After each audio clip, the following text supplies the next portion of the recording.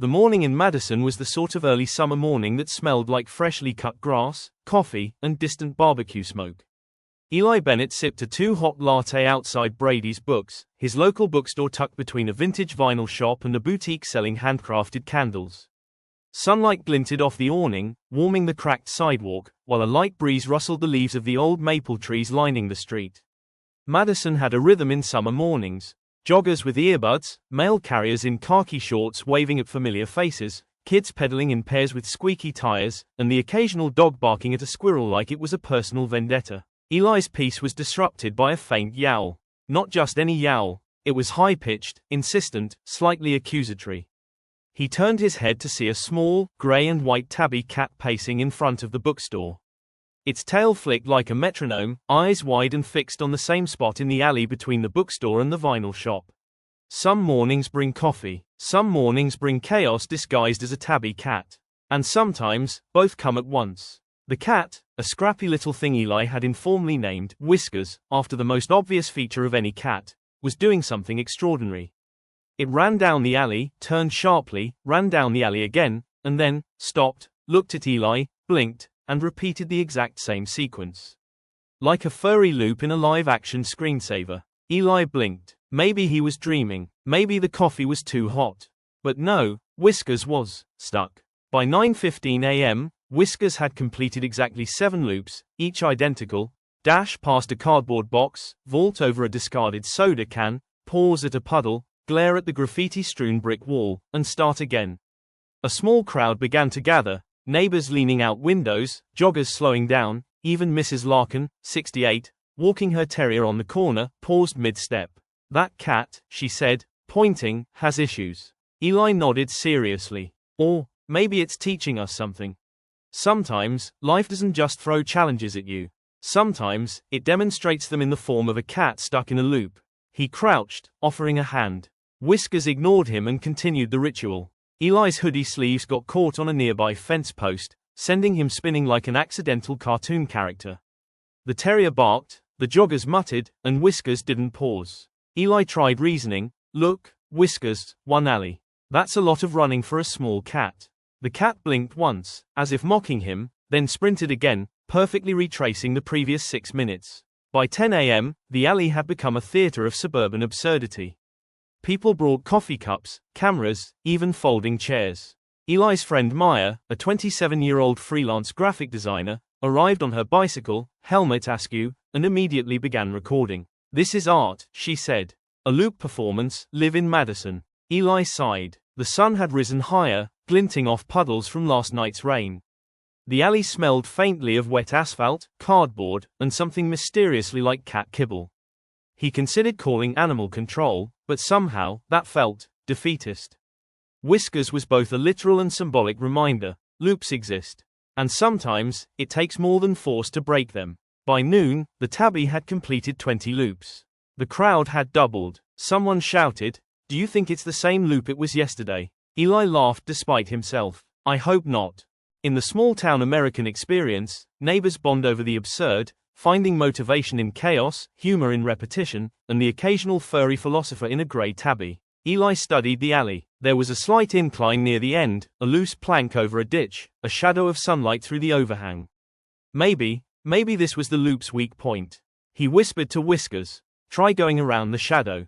The cat paused, blinked, tilted its head, then, miraculously, altered its path by a single footstep, veered around the plank, and suddenly, vanished into a side gate. The crowd gasped. Eli sat on the curb, hands in his hair, dripping sweat and coffee on his hoodie. Maya recorded the exact moment. Mrs. Larkin applauded, the terrier barked once in approval. Sometimes, the loop doesn't end with brute force. It ends with observation, patience, and a little luck. Or maybe cats are just chaotic geniuses. Eli leaned back against the brick wall, breathing in the summer air, watching the sunlight glint through the maple leaves. Life had loops. Cats had loops. And maybe, just maybe, the important part was noticing the exit. By late afternoon, the summer sun had mellowed into golden light, slanting across Madison's streets with a warmth that made even the wet asphalt glisten. The previous loop drama had settled into local legend. Kids riding bikes around the alley, reenacting Whiskers' intricate pattern, and neighbors exchanging amused glances over fences. Eli Bennett, still in his slightly muddy hoodie, leaned against the bookstore doorway, nursing a second coffee, and surveying the scene like a proud general after a small, chaotic victory. Whiskers, now comfortably perched on a side fence post, flicked his tail with an air of smug independence, as though the cat had known all along how the loop would end.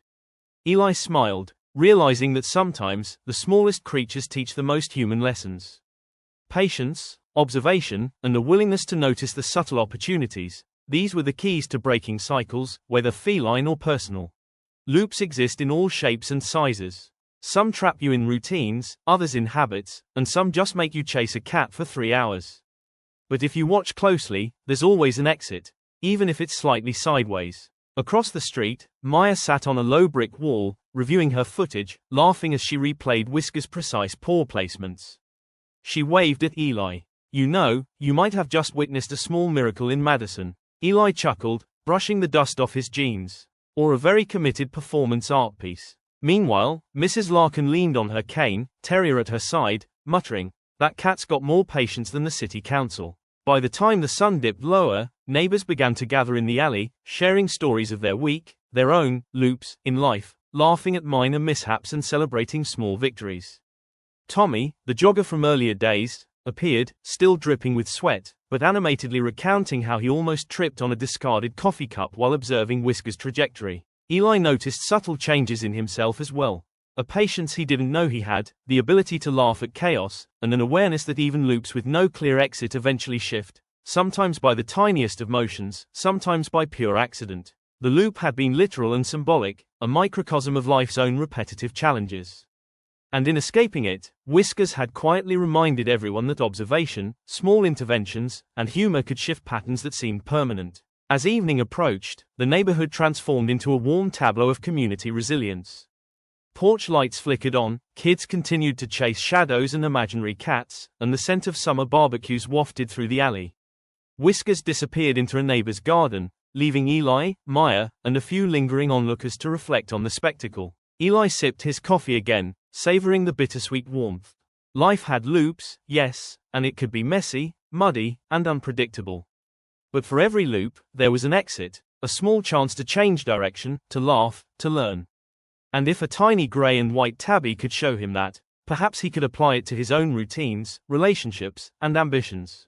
Sometimes, escape doesn't mean grand gestures or monumental decisions. Sometimes, it's a small sidestep, a fresh perspective, a little patience, and a willingness to notice the exit that was there all along. Life's loops aren't permanent, and neither are we. The alley quieted, save for the hum of cicadas and distant traffic. Eli watched the golden sunlight fade into a calm, clear evening sky. Whiskers' tiny silhouette perched on the garden fence became the last symbol of freedom, a loop finally broken, a perspective regained, and a small-town afternoon turned into a lesson of resilience. Like and subscribe if you want daily dose of happiness and motivation.